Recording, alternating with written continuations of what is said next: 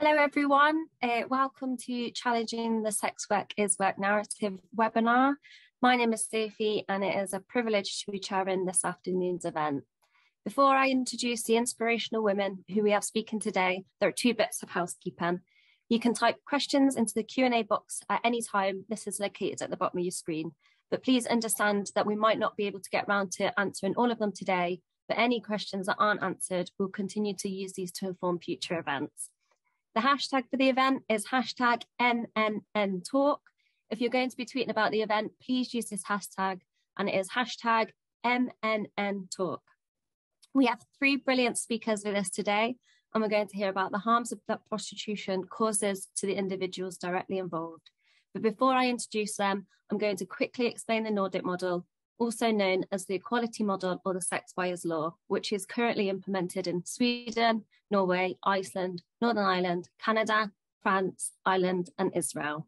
The Nordic model is a grassroots movement which aims to reduce the size of the sex industry and thus those involved in it, and campaigns for the quality investment in exit and support services.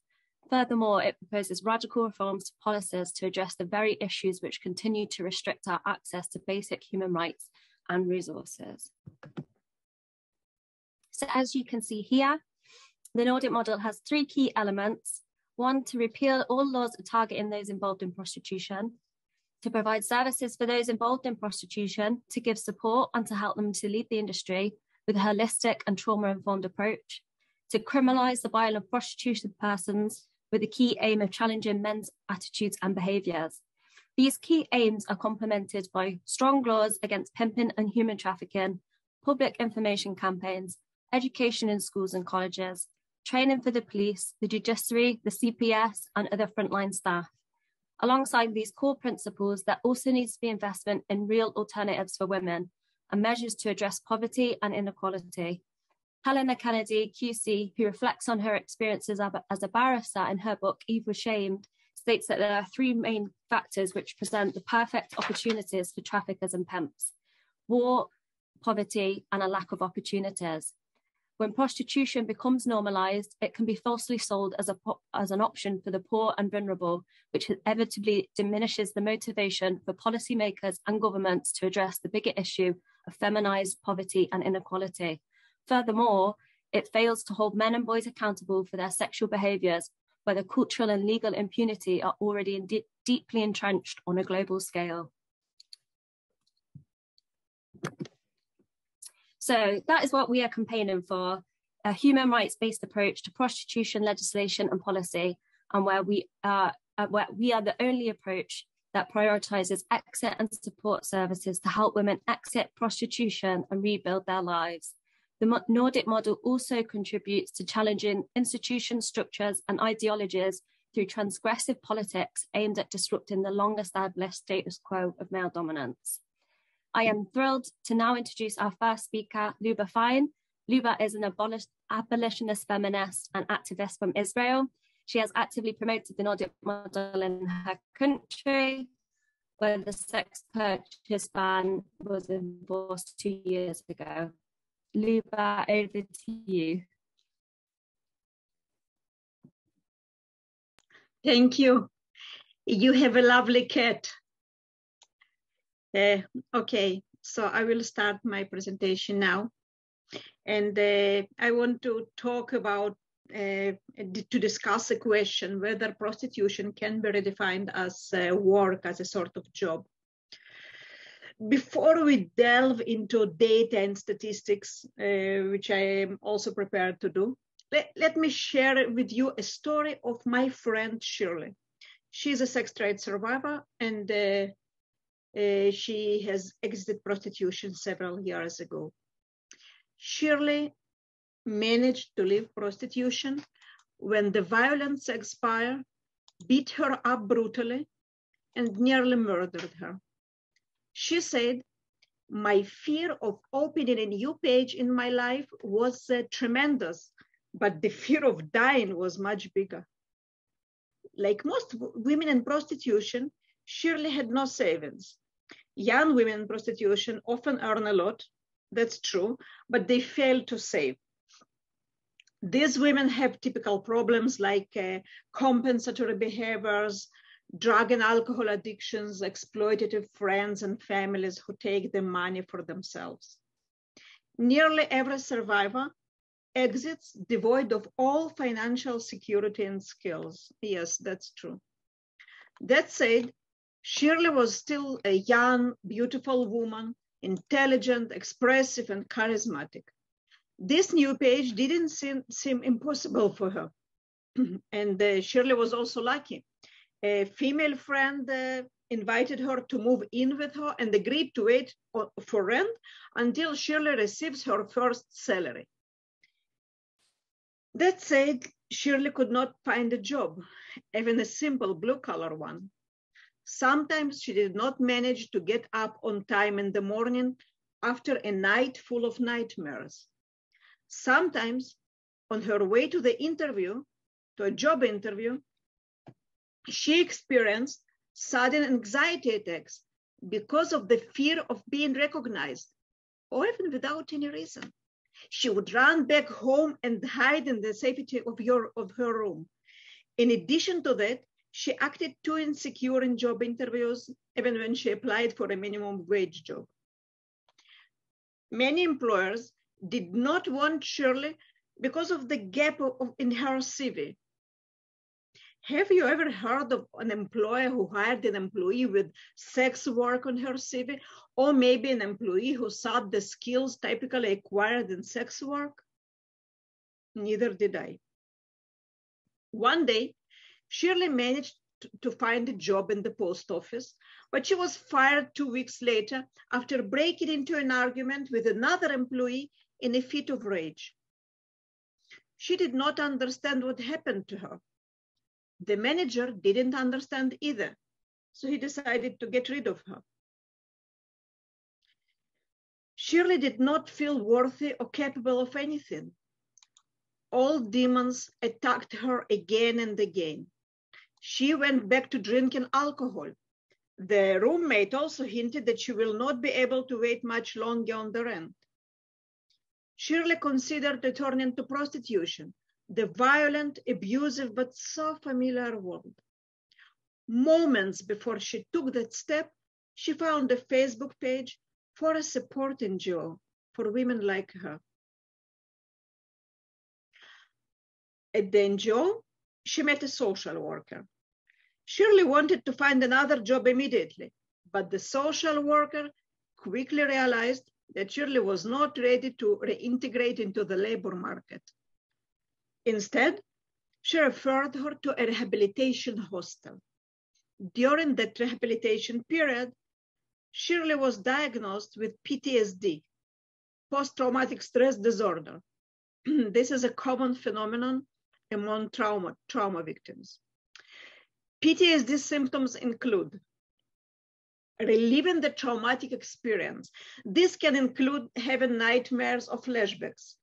Remember the nightmares that Shirley experienced during the first months after exiting? Avoiding, the second one you can see on the slide, avoiding certain situations. A PTSD patient might avoid activities that remind him or her of the traumatic event. Many victims of prostitution avoid places like hotels, massage studios, or even men in general. This happens too. Changes in beliefs and feelings about yourself and others. A victim sometimes might avoid relationships with other people, not being able to trust others, or believing the world is hazardous in general. They feel endangered even when there is no real danger. Hyperarousal, always being on alert or jittery. Due to hyperarousal, victims of prostitution might have a hard time sleeping or concentrating. This happened to Shirley when she couldn't sleep at night. After a year-long rehabilitation process, Shirley continued to receive disability benefits and other social rights for 3 years. The same NGO continued supporting her. After 3 years, she was able to start her first job with a charity that rescues abandoned cats and dogs. Shirley sought as little interaction with human as possible. 3 years later, you never recover fully. Huh? Without the exit services funded by the state, Shirley could find herself on the streets or back in prostitution or both. The more she stayed in prostitution, the more aggravating would her problems become. Does Shirley's story sound like a career? Maybe an imperfectly chosen job? No. This is a story of abuse and trauma. Is Shirley exceptional? Absolutely not. According to Israeli data, the users of aid services for women who exit prostitution have various mental health challenges. 27% have experienced psychiatric hospitalization. 20% have eating disorders. 31% have attempted suicide. 50%, that's half, experienced PTSD, and other 40% have other mental illnesses. Okay, so maybe Israeli data is exceptional. Also not. In a groundbreaking research, Melissa Farley interviewed 454 people in prostitution from 9 different countries. They found out that 71% of women and other people in prostitution were physically attacked while being in prostitution. 63% were raped, and 68% had PTSD.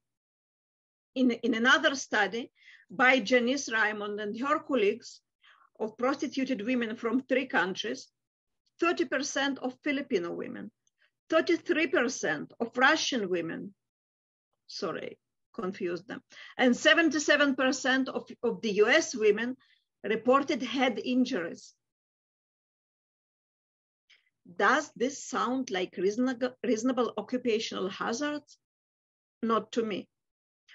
For the above mentioned reasons, the Nordic model countries fund a wide range of aid and rehabilitation organizations for the sex trade survivors. The 2017 French variant of the Nordic model ban provided funding for exiting survivors to access housing, jobs, healthcare, longer-term support services, and tax debt forgiveness. The 2018 Israeli variant of the Nordic model offered also various services. This is the full list. It includes numerous trauma-focused care centers, exercise of all social rights, vocational training, educational integration, and debt setting. A woman with PTSD, after suicide attempts, rape, head injuries, beaten, cannot just get up in the morning and go to work. This is not possible. Of course, some women can exit prostitution and manage to find a job and pay rent. But on the contrary, there are women who are so traumatized that they can not do even the bare minimum. Without professional help, these victims will go back to the streets, back to prostitution, and as the years go by, they suffer more and more, and there is less and less chance for them to reintegrate into a normative community. Is this sound like some other occupation? What other occupation? People need all those services, all this range of services. Where? While working on this speech, I called my friend Naama Goldberg. She is a founder of one of our amazing aid NGOs, Don't Stand By. This NGO is focused on peer and community support for the sex trade survivors. Amazing, isn't it? So I have asked Naama, why do the survivors you support not go back to work? I felt like I knew the answer, but I wanted to understand more. She said, because these women suffer from deep trauma. Some have depression that suddenly attacks and they cannot get out of the bed, even when they desperately need that work. Some suffer from severe anxiety to the extent of not being able to breathe. Some suffer from uncontrollable outbursts of anger, We do not allow them to work alongside other humans. Some feel they're worthless. They're ashamed of themselves and have extremely low self-esteem. Lots of women in prostitution have an objective problem of vocational skills. They don't have vocational skills. They're not employable. Many are addicted to drugs and alcohol. And this happens because prostitution is not a job. It is violence and abuse. Let's stop prostitution now. Thank you. Thank you, Luba. That was brilliant. And thank you for sharing Shelley's story. Yeah, prostitution is not a job. It is violence and abuse. I'm honoured that Diane Martin CBE is with us today. Diane has spent over 25 years supporting women to exit commercial sexual exploitation, including 15 years as the founder and director of a specialist service for women involved in or exited from prostitution. She has worked extensively with government, local authority partnerships, the criminal justice system, and NGOs to develop and improve strategy, policy, frontline services, prevention and exiting options with a violence against women and girls framework. In 2013, Diane was awarded a CBE for services to vulnerable women in prostitution. She is currently chair of the Our Model for Scotland campaign and vice chair of OCSE's International Survivors of Trafficking Advisory Council. Diane, over to you. Thank you so much, Sophie, for your introduction. And it's great to be with you all today and with the panel, and also to all of you that are joining us online.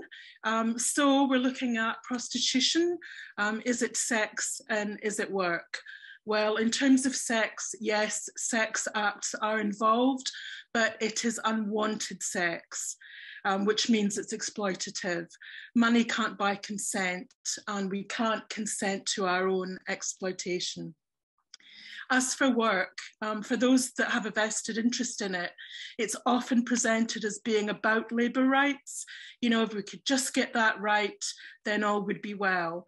But no, we see that in countries who've tried to achieve this, that has been an utter failure with very real and unacceptable human costs. Prostitution is not about labour rights, but it is about human rights and the right not to be for sale. Language is important, as we know, and we know that when we change the language we use to describe things, it changes how we perceive them. And it's the same with prostitution. The narrative of sex work and a job like any other does exactly that. Pushing an agenda of legislation or full legalization or full decriminalization seeks to reframe the sex industry, where prostituted women are just service providers, punters and clients and pimps and traffickers become sanitized as managers and facilitators. And if it is accepted as a job like any other, and policy and legislation is subsequently based on this assertion, then why would we need the support systems and exiting services that we know are needed to help women leave and recover? Julie Bindel, the journalist and women's rights campaigner, rightly states, and I quote, "The inside of a woman's body is not a workplace." And Dana Levy, an Israeli survivor of prostitution, makes the point that in areas of legitimate and what we internationally describe as decent work, expertise is valued, and the experienced worker can, for example, generally expect higher wages. She highlights that this is not the case in prostitution, where she says, and again I quote, "Experience has no value, and actually a lack of experience brings in more profit for pimps and traffickers, and where the common request from punters is about who is the youngest on offer and if they have new girls." I remember all too well being asked by punters at age 19 to pretend and to say out loud to them that I was 16 years old. Levy also exposes the reality that And again, I quote, "Even if there is a certain amount of labour and actual service, it is not a prerequisite for the deal. The minimum condition is only that you have body temperature. You can be drugged or drunk to the point of unconsciousness, and you can still be sold. You might participate, but you don't have to. Your body can be used for sexual acts, even without your cooperation." And you know, if this supposed work is so empowering and lucrative, wouldn't we expect to see men and women from all spheres of life queuing up for their liberation and path to riches and independence? But no, we don't see that. We all know the reality is that you cannot reframe and sanitize abuse and exploitation.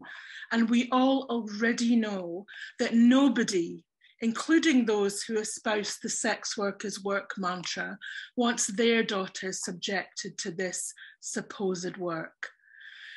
But if this is work, who is sought out to do this supposed work? What are the qualifications, the recruitment process, the training, the occupational hazards?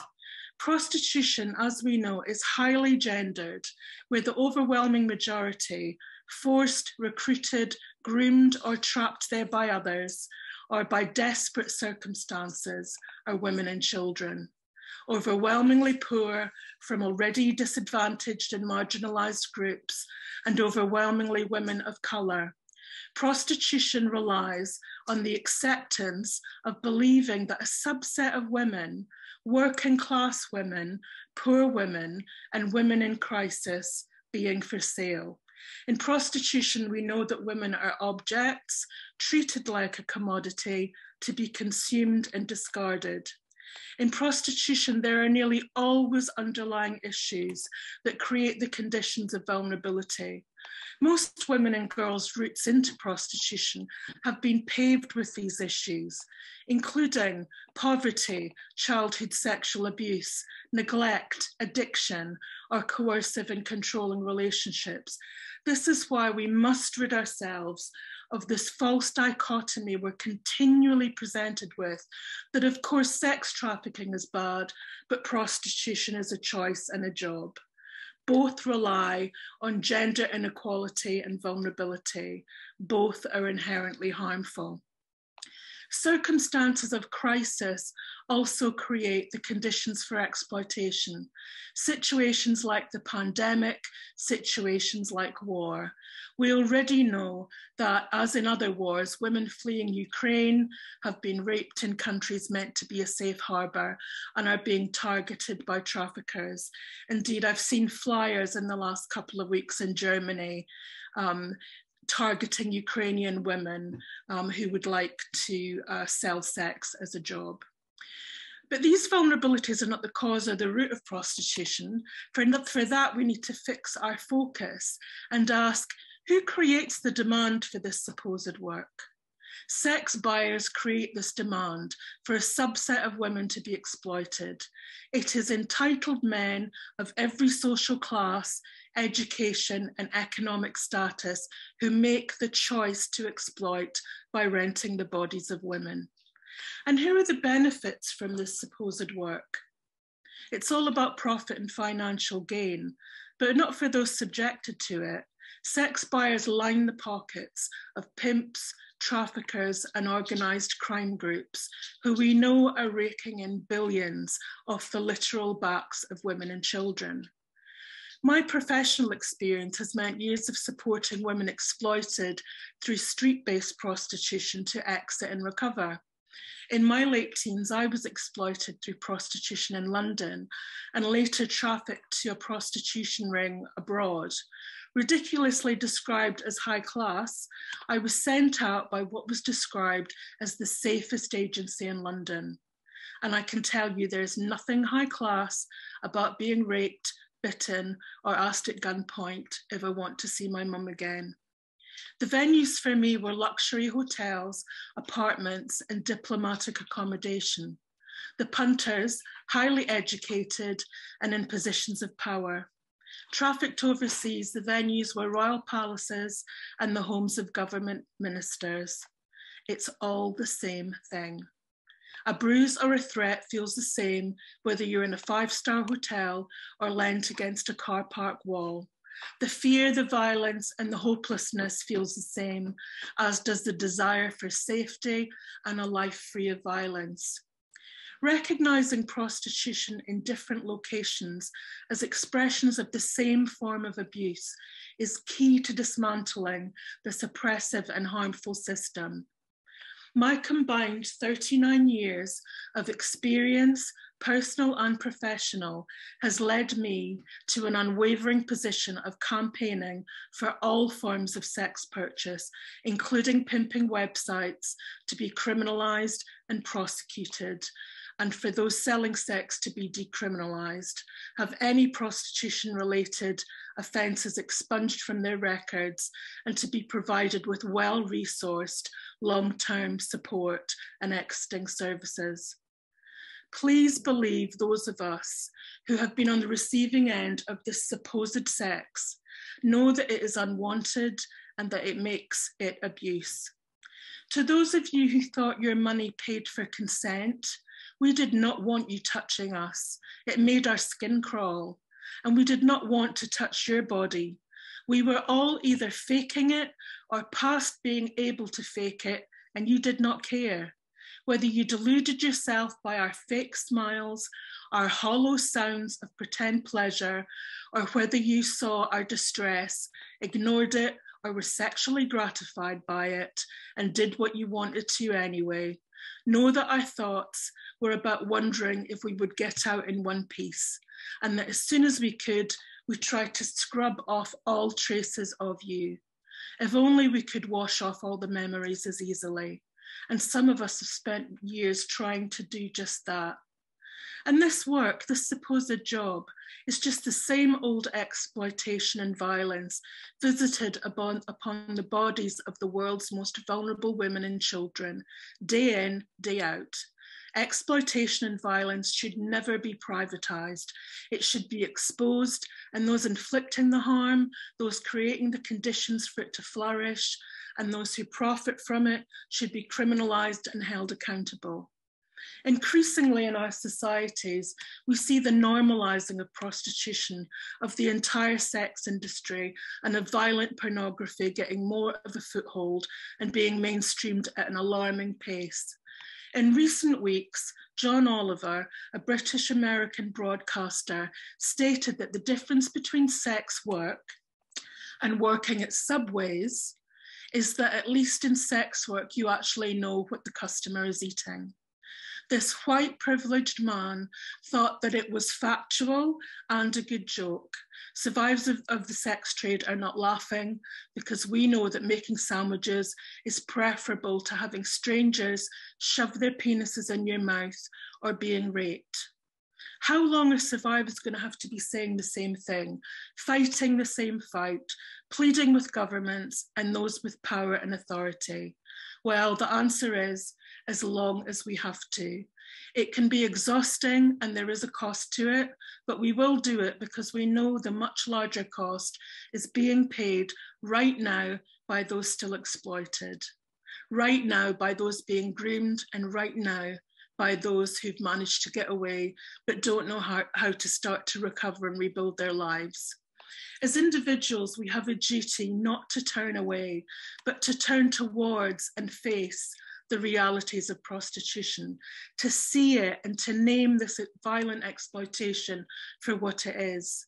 And as states, we must enact the international agreements and obligations that we've already signed up to. In conclusion, I know that all of you listening here today want to make a difference. You've taken some time out of your weekend to be here with us. And I appreciate, as a survivor, I appreciate that so much. As Archbishop Desmond Tutu stated, if you are neutral in situations of injustice, you've chosen the side of the oppressor. So to all listening, what is your sphere of influence? What is your expertise? And ask yourself, what can you do? A good starting point is to thoroughly examine the reality of prostitution, which is unwanted sex, violence, and exploitation. Prostitution is neither sex nor work. Thank you, and I hand back to the chair. Thank you, Diane. That was amazing, and thank you so much for sharing your own experiences there. Most definitely, it's our collective responsibility to be fighting for harm elimination, not harm reduction, when it comes to prostitution in the sex industry. Thank you very much. So our next speaker is Marjorie Saylor. Marjorie is a survivor of commercial sexual exploitation and both sex and labour trafficking in the US. She is the current Programme Director at Alabaster Job Project's Long-Term Shelter Programme and Drop-In Resource Centre for Adult Women Survivors of Sex Trafficking in San Diego, California. She is the board president of the Survivor Leader Network of San Diego, who advocates for legislation recommendation for victims of trafficking while working to mentor survivors. In 2017, she became the founder and CEO of The Wild Path, which provides emergency shelter services to all gendered sex trafficking and commercial sexual exploitation survivors across the US with her hotel voucher program. Marjorie has been active in her local and national communities, helping to educate and inform delegates, law enforcement, healthcare workers, community advocates, legislators, students at all levels of higher education and at-risk youth. Marjorie, over to you. Thank you, Sophie. Diane, LUBA, I couldn't have said it better. And, you know, we are seeing the same things here in the US. And, you know, frankly, the demand is an issue everywhere. And we're seeing this push with legislation to make it easier for the demand and to appease the demand. And the people that are speaking up the loudest, you know, I've been traveling across the US and I've been fighting this legislation that is, it's devastating. You know, it's devastating every time we hear this call and this push for full decriminalization of the sex industry, because it's re-traumatizing. It's re-traumatizing to hear that this is what people are saying that they want. This is what, and the people that are speaking the loudest that I see here in the US are former pimps, are current pimps and madams, people that are partners, people that are benefiting off of the backs of those who are being exploited. And it's disheartening and it's alarming at the rate that we're seeing it. Our current legislation here in California and across the US, different states, you know, we see this push for the full decriminalization, as I'm saying.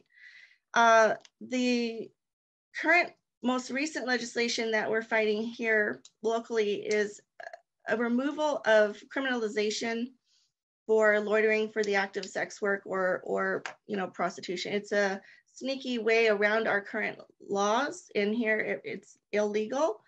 We do not have the Nordic model. We are calling out for it. We do not have here in the US, we do not have a system in place to have a Nordic model, or we don't have access to easy funding for services. So we call for, what we have is what we're pushing for, an equality model, which is very similar to the Nordic model, and it calls for that funding. So we're working hard to request decriminalization of the act of sex work, but incentives in resources and funding for the survivor, and criminalization of the buyer and those profiting, the partners, the pimps, the traffickers. So that's what we want to see here, and we're pushing hard for it. We have been in a really long battle here in California, and we've had some legislation concerns. We've had this current SB 357 pass in both houses here, pushing for the decriminalization of the act of loitering for sex work, which removes any assistance and any aid and puts a Band-Aid on the issue. It doesn't look at the root. And so what are we seeing here? locally? What are some of the vulnerabilities? What I'm seeing, we have a diversion program we've had in place here for over 20 years now. And what we're seeing from that, this is people that have been arrested for prostitution here locally. And what we're seeing is that over 50% at the end of the class that they do, they identify as having been trafficked at some point.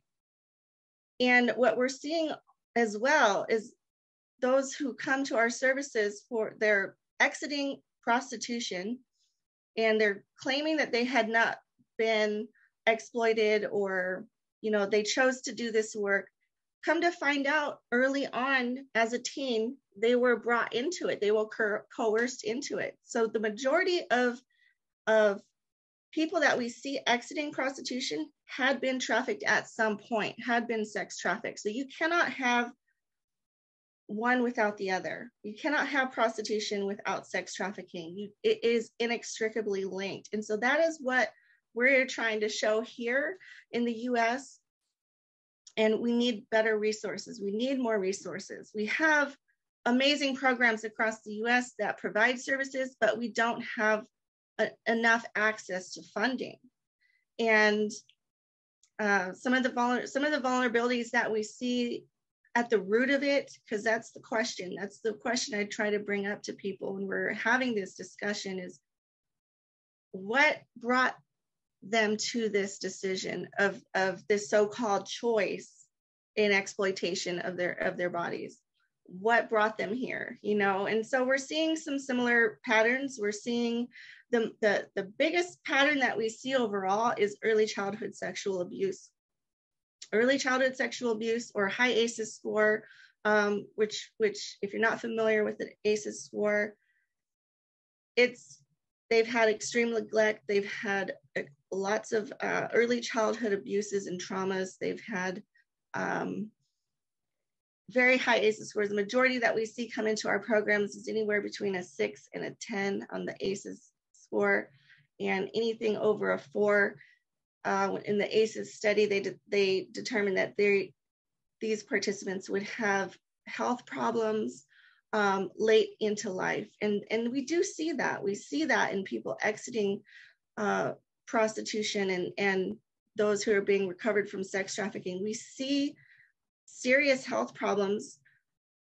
We see diabetes, we see cancer, we see heart issues, we see obesity. These are a lot of the issues that we're seeing physically for those exiting. We're also seeing high rates of mental health. As LUBA described, we're seeing complex PTSD. Almost every single one of my participants that come through receive my services are diagnosed with complex PTSD. That's severe PTSD, and that comes from a lifetime of trauma. So you have the early childhood trauma and vulnerabilities that push people into being exploited to begin with, because one, this is what they're used to. They've been groomed into sexual exploitation as an okay means to survive, because one, it's been taken from them from day one. They've been raped, they've been molested by people that are supposed to protect them and care for them, their own family. They have been neglected and violated, and they're so used to that. And that being my own story as well. They're so used to that by the time they reach adulthood, for me, I was 21 when I entered into the adult industry. By that time, all I wanted was to survive. I was in poverty. I needed a way to survive and not rely on anybody. I needed to get away from exploitive situations. And in doing that, I ended up even more exploited. But in the beginning, I felt totally empowered by my so-called choice into it. But looking back, it was a choice of no other choices. Had any other opportunities been presented to me, I would have gladly taken it. A year into the adult industry, a year into that life, I wanted to die. I was so emotionally bankrupt and spiritually bankrupt. It is not a life for anyone. And those who say that this is what they want, this is what, that's what I said. I was an adamant, believer that this is what I wanted. And I had to say that. I had to tell myself that this was my choice, that this was empowering, that this was what I wanted, because I had to adapt. My body had to adapt. I had to survive. When you're used to everything being taken from you and you're finally getting something back, I'm seeing it as I'm finally getting paid for what's been taken from me. So that's what makes it acceptable now. And it's okay, but it's not, because inside, I'm dying inside. And I'm afraid every single day for my life, every single day. I don't know what next encounter is going to be my last. And I was left for dead by a sex buyer. I was sex trafficked out of the adult industry.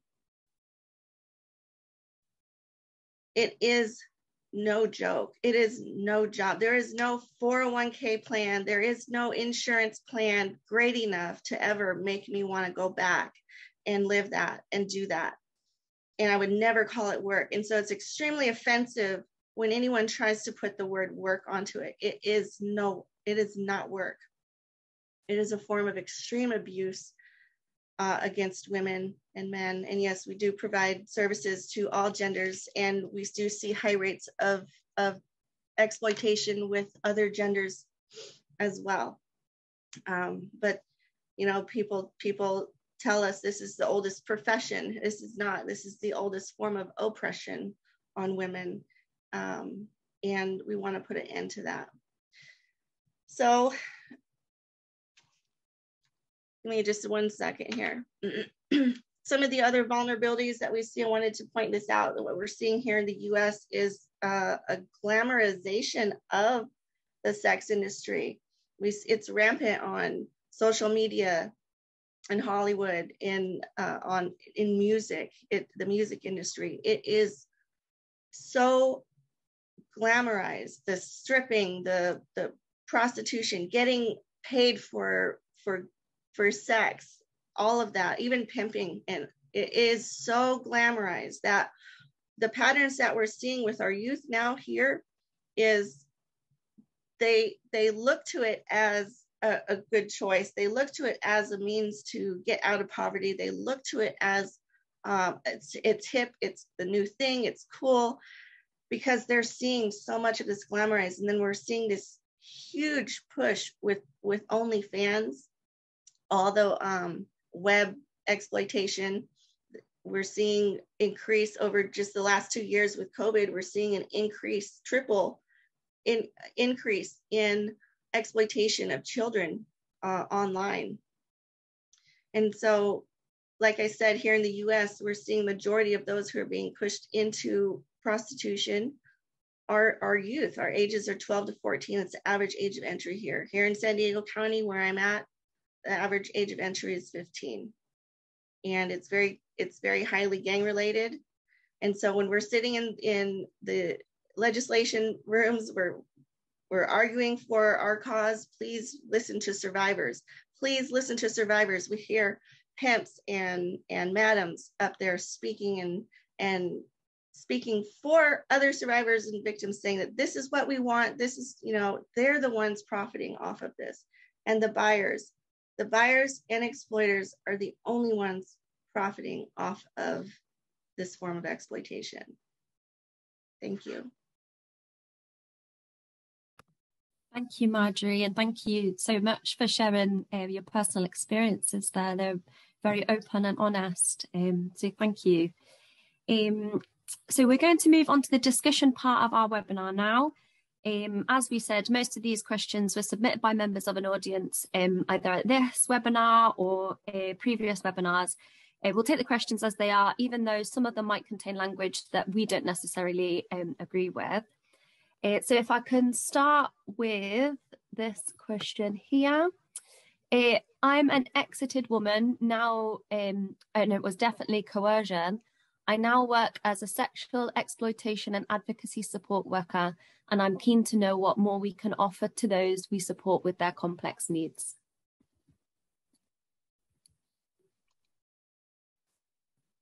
Okay.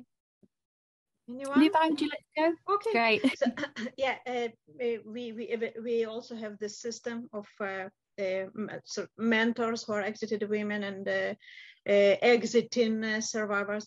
So I think first, I don't know under what institutional framework you are working, but I think the most important thing about for survivors, you cannot offer them actual resources, which is not your job.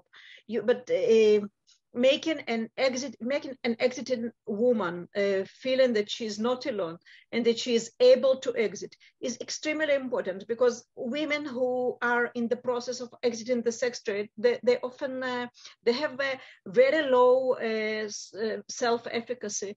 They don't believe they're able to do something else, and prostitution is violent, but it is very familiar. And I feel that in the last years, some new discourse has emerged that if you say a woman that she can exit and she deserves more, so you are judging her for being a prostitute. So this is bullshit. Judging a woman is telling her, if you didn't exit, you are a loser. This is judging.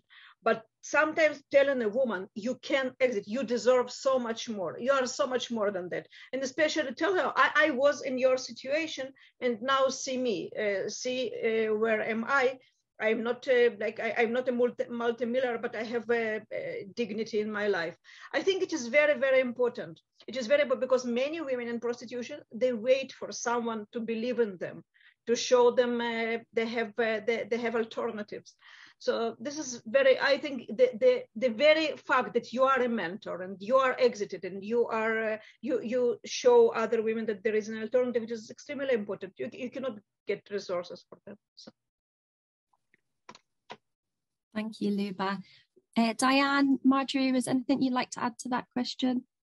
I think it's really important, as LUBA said, to be coming from a non-judgmental place, but at the same time to be letting women be aware of what is available.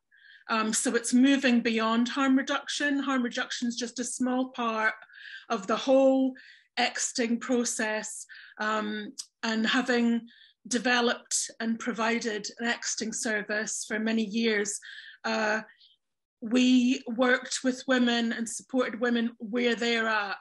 So it might be that we make them on street outreach, it might be that they came to the drop-in, it might be that they came to our court diversion scheme, or they might be referred they might have been referred to us after they've completed rehab, coming out of prison. So wherever you encounter that woman, it's about just think about what you would like for yourself, and just meeting people where they're at, seeing them as individuals. It's not one size fits all, but at the same time, there are key themes that are common to many, many women. So I always found that it's about working with lots of different areas simultaneously. So we had, counselling, we had aftercare groups, we had a housing worker, we had a mental health worker. It's looking at all the issues that are simultaneously going on for that woman and supporting them to a place of a bit more stability, where they've got a door they can close, where they can breathe out, where they have food and shelter, and then unpacking what are the issues important to them.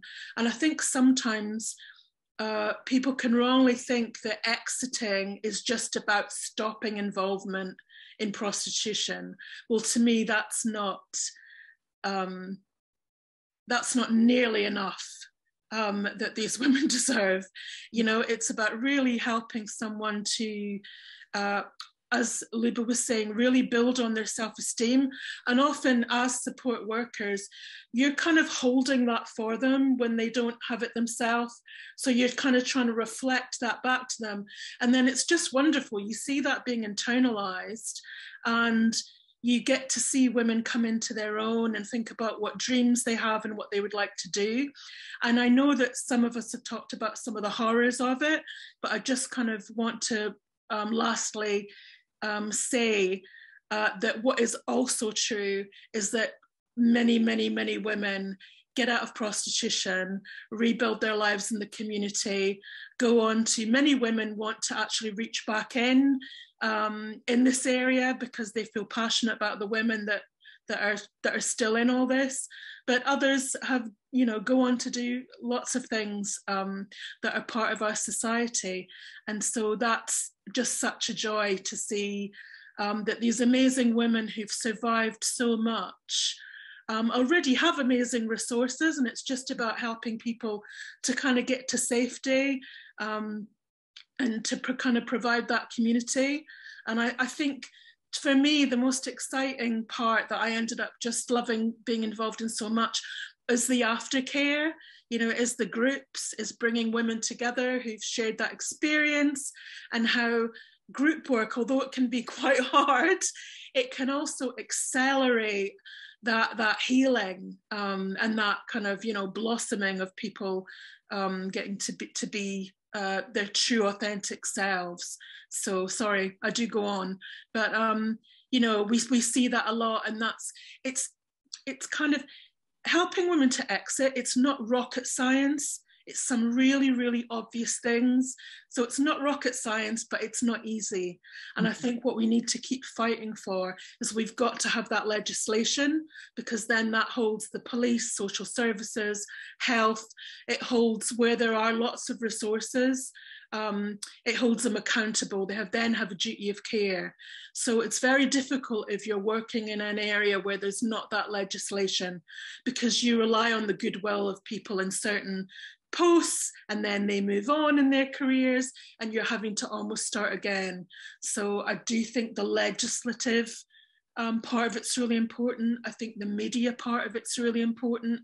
And I think getting the information of the reality of prostitution to the general public is absolutely key, because often what we have in this situation is two very polarized groups that will never change their position. Sex workers work here, I'm here. I will never change my mind about the reality of prostitution because I know what it is. So it's about that middle ground of getting the general public to really understand this, to write to their MPs, to get campaigning. So, but it is possible, and it is, it's wonderful when people get to build the life that they've chosen from themselves, not the violence of a violent life that's been inflicted on them by others. Thank you, Diane. Marjorie, is there anything you'd like to add? I think that was brilliant. Just that, what we see here is we see a lot of entrepreneurial spirit in our participants. And so coming alongside and bringing coaches along to help with that, help build out some entrepreneurial plan, helping, we do see a lot of people want to go back to school as well. And then we also see some that want to go right back into work, but walking alongside them, that aftercare component is so huge. Once they've received the therapy, the legal assistance, all the other resources that they need for a full holistic approach to their healing, we have to stand by them.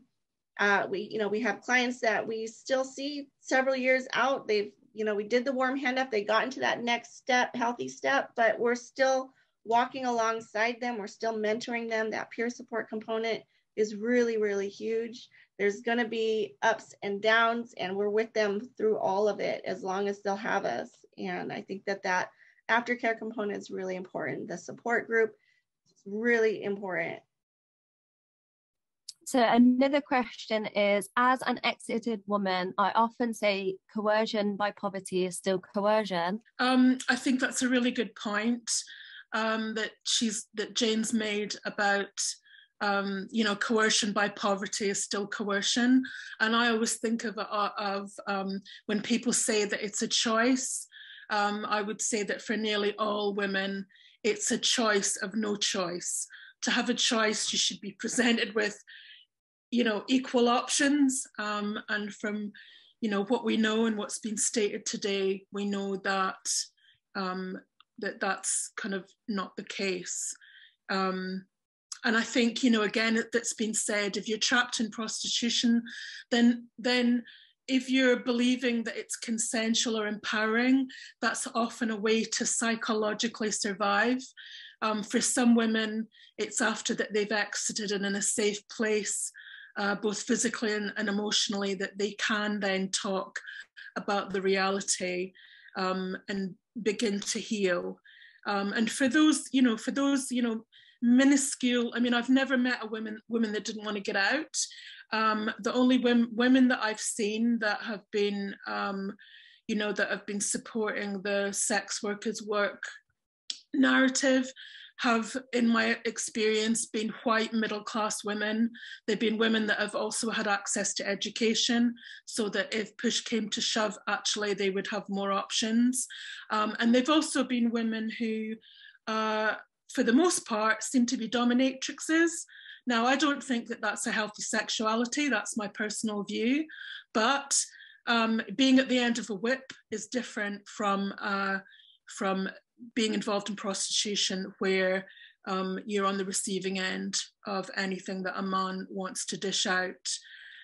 So I think in terms of that false narrative, I think, to be honest, I think we need to meet women where they're at. I don't mean that we need to agree with that false narrative, but when you're supporting someone in prostitution, I found that, generally you're not having deep philosophical discussions about choice. You're trying to help someone get a roof over their head. You're trying to get a restraining order on a violent pimp. You're focused on so much that's generally not what's being talked about, but it doesn't mean that it doesn't get talked about. And certainly it tends to be in that aftercare that setting where peer work is so important, and that's often where those discussions take place. So I think really it's just focusing on what that woman's identifying that she needs help with. But obviously, if conversations come up, then have those conversations. That's great. We're just women coming alongside other women. So have those conversations even when they come up. Thank you, Diane. Apologies, I got chucked out there, so I think I missed you, Luba. Or Luba, would you like to go? No, I wanted to say something about poverty and prostitution. I often hear this discussion that some women are so poor that probably prostitution is a reasonable choice for them because they are so destitute. So of what I see poor women in prostitution. Prostitution statistically, obviously there are some exceptional stories, but statistically, prostitution makes your situation worse. If you entered prostitution poor, you will be worse. If you entered it middle class due to some child abuse, it will be worse. It will always be worse. I will give you just one example, but I have hundreds like this. I was contacted half a year ago by Ukrainian survivors, and they asked me to help them to get some contact in Germany. Ukrainian women, very poor, living with her mother in very small flat. She entered prostitution. Now she was HIV positive, and she had tuberculosis and addicted to narcotics. This woman is dying. Her mother sold their poor small apartment to pay for her treatment. So this is a very ubiquitous situation. Woman was very poor, and she asked herself, "It cannot get worse. I can only get maybe be better through prostitution." But now her situation is worse. She is dying. Your old mother has no apartment. So prostitution kills everyone. It kills rich women, it kills poor women. It is not a solution for women in poverty. So it is just one example, but statistically it works like this. So what about this question? The state makes revenue off of the prostituted women. It seems to me like a complete inability for men and women to relate to each other. this inability to me underlies the continued exploitation of women discussed here. My view is that it's vital to teach girls and young women self-defense classes. So does anyone have any of you want to say something about that? You know, I think self-defense classes for all of us are a good and fine thing, but that's not something women can rely on in prostitution. I mean, obviously there are men that are prostituted as well, but really we're talking about women and children. We're basically talking about women that are the ones that are prostituted, and men are the ones that are the sex buyers. And even the skinniest little man will be stronger than a woman. So I don't necessarily think that self-defense classes are the first thing that come to mind. I would rather, although there's nothing wrong with that, and hey, go for it. And if you can protect yourself in any way, then of course. But often, you know, with weapons or with certain things that can also get turned back on the woman. But I think I'd love to start the process much, much sooner and talk about proper sex and relationship education with children. We need our girls and our boys to learn what healthy relationships are and what they're not. Boys aren't born as abusers. They're not pre-programmed for that. You know, obviously society doesn't help in the way that, you know, a patriarchal society and misogyny, obviously we're all socialized and we've got to work on those issues. I think one of the things that I find really encouraging from Sweden is after having their Nordic model legislation for over 20 years, that's a whole generation of boys and girls that have grown up in that environment. Now, obviously there's still prostitution in Sweden, but it's nothing like it was. But the change in societal attitudes, and when I've been in Sweden and talked to young men, it just doesn't compute when I ask them, what would you say to a friend who decided they wanted to pay for sex? It has really transformed attitudes. And I think that's what we need to be looking to do. At the same time, I want the most stringent legislation for sex buyers. I think, unfortunately, even in countries where they've got the legislation we want, the actual operational practice of it, it's not punitive enough, in my view. And I would like to see it even, throw the book at them. They're the ones making the choice to abuse. So I think we've got a lot of work still to do. But yes, I think for all of us, self-defense classes couldn't hurt, but I don't think it's something we can, rely on in the face of the extreme violence. I think for me, the only last thing that's kind of the residue that's left for me, it was a very long time ago, I'm very healed up, but I still sometimes get that sense, that remembered feeling of being physically held down and not being able to do anything about it. And I don't know, it was often, not just one man. So I don't know, maybe I would have fared better if I could have done a karate chop. But yeah. So what about this question? How do we navigate friendships with men who parrot liberal feminist slogans with good intentions, such as sex work is work, it's a woman's choice, women have a right to do whatever they want with their body, etc.? I find that I can productively explain my point of view as a radical feminist, but I still feel viscerally uncomfortable to be around men knowing that they may not fully agree that there is no justification for pornography, prostitution, stripping, etc. To be honest, I don't maintain relationships with men who express such opinion, but obviously it is not an advice or suggestion. Every woman, sometimes we have limitations, we cannot choose with whom to be in relationships. But I'm not judgmental if a woman chooses to be in such relationship. Maybe it is her co-worker or male relative. We cannot always choose with whom to be in contact. But if a woman feels like she does want to open this topic and maybe to change his mind, so she can just go to the Nordic Model Now site. She has every sort of contact, evidences, statistics, articles, content written by survivors. She can just read, and she can send maybe more accessible content to her male friends and to convince them. But also she should forgive herself if she feels like this relationship is forced on her. She cannot escape her male relative or co-worker, which is legitimate. It is not your business to change every man. But probably if you feel some limited energy, just talk with people whom you can convince. You know what? Talk with other women.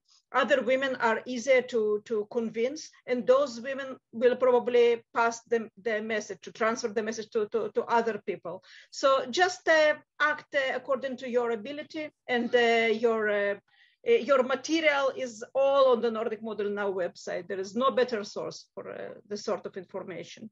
It's very useful.